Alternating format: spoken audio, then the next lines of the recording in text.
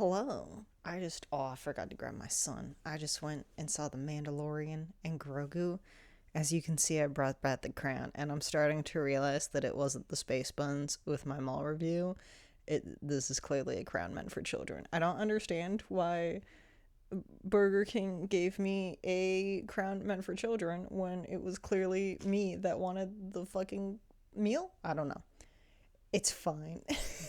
It just lives on Foxy now, anyways. Oh, my son's not in the view. I don't know how to hold him then. I'll hold him like this.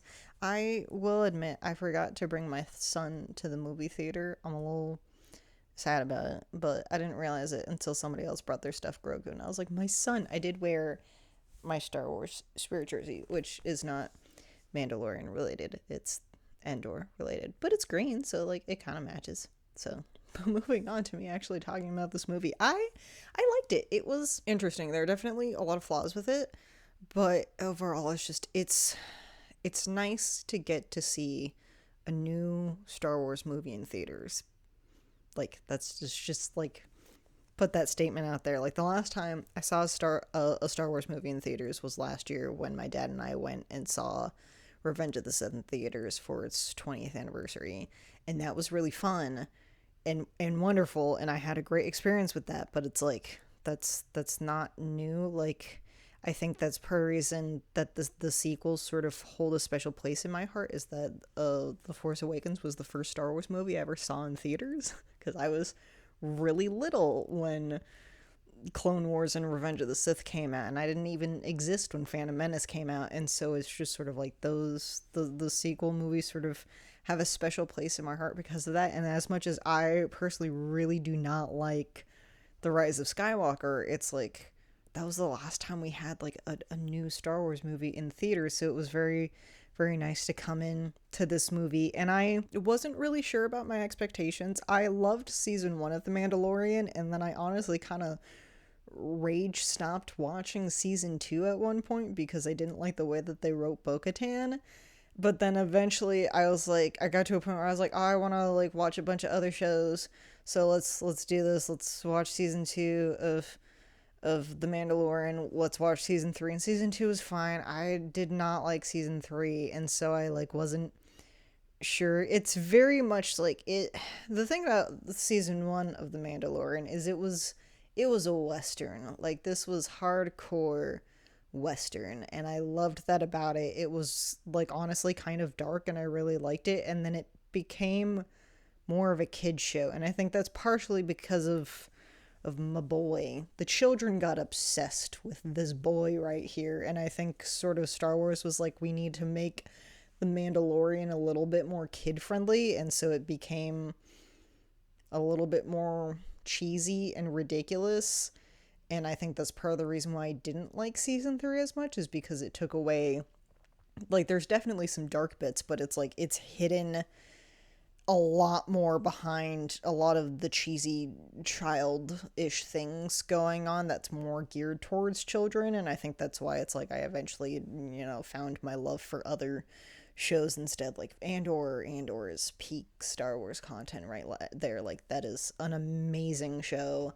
And like I love the Acolyte, and Ahsoka's fine. It's sort of in the middle for me. Ever since Small came out, a lot of people are saying that like Ahsoka should have been animated, and I'm sort of like going into that realm a little bit, which I think I would have liked that show a little bit more if it was animated. But it's like I'll take more Thrawn content however I get it. So like fine, whatever. It's not about this. But this movie was sort of a mixture of adult and child, more geared towards children. It's definitely more of the geared towards children thing than anything else, but it was fun. It's a cute movie. I didn't really have that many expectations for it, but one thing that I just like I can't get over is I really don't like Pedro Pascal's voice acting. I really don't like it, which is kind of sad because it's like he is, the face of the Mandalorian, even though a majority of the time, like, I know that's not Pedro Pascal is never underneath the helmet unless there's a scene where he has to take said helmet off. Like, he's never underneath the helmet. It's just his voice that creates Din Djarin. And so I don't really care for it. It feels very unemotional. And I think it was really good in season one, but it became really robotic in the other two seasons. And I sort of noticed it while watching trailers for this movie, which is where I like got to a point where I was like, I really want to see this movie, but I'm kind of worried about how I'm going to react to it because I don't really like how robotic and unemotional Din Djarin is. Like when you hear him, like Pedro Pascal's voice for it. And so I was really worried about that. And it's like, it still comes off as that in this, and even in the very brief moments where you do get to see Pedro Pascal's face, it's like it's not really doing much for me emotionally wise. It's just like there he is playing a father figure again. I'd much prefer him as a father figure in The Last of Us than in this, but it's fine. It like yeah, I have a couple gripes. Like this movie was very fun. It's okay overall. Like I wanted to like it more, but it's like it definitely could have been worse. So I feel like I had like such mixed things about it, but there's that. My other sort of main gripe is the pacing. The pacing is really weird. I wish that honestly this probably would have worked out better as like a 4 episode mini season than a movie. Like, and I think there were originally talks of doing a season 4 of The Mandalorian, and then they decided not to do that and instead did this movie instead. And it's like it has, it's sort of like set up in about a 4 episode segment where it's like he gets his mission, he goes to the twins, he figures out where to find Coin and Rada, and then he like gets stuck and rescues Rada, and then he essentially like gets kidnapped again and well, it's probably more like, I mean, from the runtime itself, like 2 hours put into that would be like 4 30-minute episodes, but you could probably like lengthen them out a little bit. But then it's like he gets kidnapped and goes to Nal Hutta, and then like the entire segment of Grogu taking care of Din Djarin could have been a filler episode in and of itself. Like that entire segment just felt like a filler episode. And it's a very cute filler segment, but it went on for so long that it's just like, I was like, this would be great as like a filler episode in a TV show. It didn't work for me in a movie. Like that's definitely how I felt about it, is that it's just like this should have been in a show and not a movie. And then the ending of like killing all the Hutts essentially, which we'll talk about later because I watched that scene and I was like, that's gonna have so many repercussions. But like, and then that could have been like the ending of the show. And so it's like it definitely, I think, would have stemmed better as a season than a movie. But like, I'm still happy that I got to see some semblance of Star Wars in a movie theater. So I'm like, I'll take it because they're really like just giving us shows. And it's like, I love the shows. The shows are so fun. But like, but please give us movies. Like, please give us movies. I'm begging you. Like, they could be fun one-off movies. Like, I liked the sort of like, I mean, well, Solo sucked. But like, I loved Rogue One, and I think that it would be fun to do something like that. I mean, I think that's sort of what Starfighter is going for. Like, I'm not following Starfighter as much as some of the other Star Wars content, but there's that.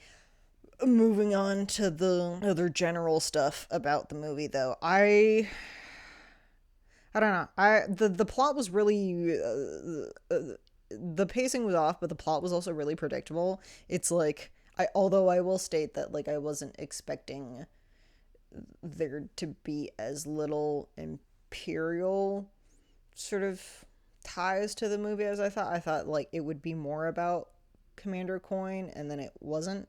So I thought that he would be more involved, but I guess not. But it's like, like once they captured Commander Coin, I was like, okay, he's out of the picture. It's no longer about him, and Din Djarin's like rescuing Rada and not turning him into the twins is going to have repercussions. The twins are going to come after Din Djarin and Grogu, and then like that happens, and then it's like, oh well, now Grogu's going to go and save his dad. Grogu goes and saves his dad, and then we have the segment, and I was like, well, and it's like Din Djarin's injured, and I'm like, Grogu's going to use force powers to heal Din Djarin, and then he does, and then I was like, well, now they're gonna go back and rescue Rada the Hutt, because fuck yeah, I loved Rada the Hutt, so like, please go and rescue him. And then it happened, and it's just like, it's so predictable. So I just it's not necessarily a gripe, but it's just I wish that there was more to it. Like I really wish it was more about the Empire and stuff like that, because that's I wouldn't necessarily say that's what the trailers made it look out to be, but it's just like I think in a way, obviously, it's like there's more to Star Wars than just the Empire, but it's just like I don't know, maybe I just don't care enough about the Hutts, but it just seemed I don't know a little I wouldn't say far fetched because the Hutts hold gripes like nobody's business, but it's like nah, nah. I don't know where I was going with that. But yeah, there's that. I have to dock points on this movie though because these motherfuckers didn't give me Callus. I need my space husbands, and they gave us so much Zeb, and I was so happy about it. And the entire time I was like, "Where is Callus? Bring me Callus." And then Callus never showed up, and I was like, "You deny me my space husbands together, and I'm mad about it." Because I need my space husbands. So there's that. But I loved this little guy in this movie. He's so fucking cute. Like everything he does is adorable, and it's just like when he goes through his must take care of Papa segment, I was like, yes, take care of your Papa. I'm fully here for you taking care of your Papa. And it's like he's learning, he's becoming a bit of a badass, and I'm fully here for it. And it's just like he's just so cute. He's so cute. He's got his little thing. At one point, I was like, it's a baby with a bomb.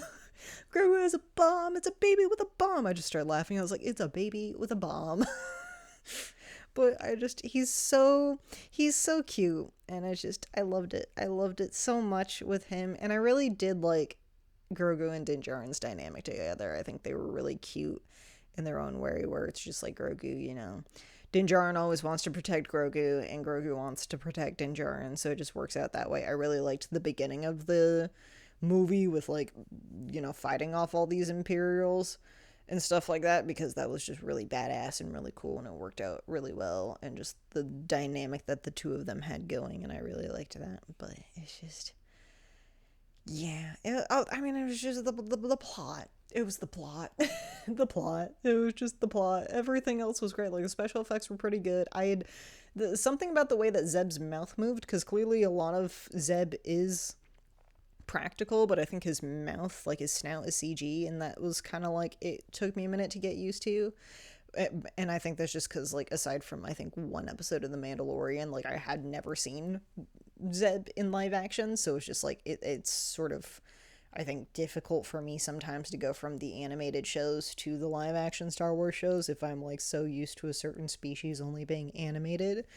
But I loved the Hutts. I thought the Hutts were great. I loved the throwback to little slimy baby Rada the Hutt from the Clone Wars movie. I absolutely loved that. I was like, there he is! And the fact that he's just absolutely fucking jacked in this movie. I loved Rada the Hutt. He was so entertaining and so good, and just like, and no, I really liked that. I thought he was a really interesting character, where it's just like he got into some bad things, but he doesn't want to be like his dad, and I liked that. And clearly he's got, like, they mention, I think, some things here and there about him getting kidnapped as a kid, but it's just, like, obviously there's some repressed trauma when it comes to that, but I really liked that. In terms of the other Hutts, though, I have some questions about the political ramifications of the New Republic essentially wiping out almost the entirety of the Hutt clan. Like, I feel like that's gonna backfire on them so much.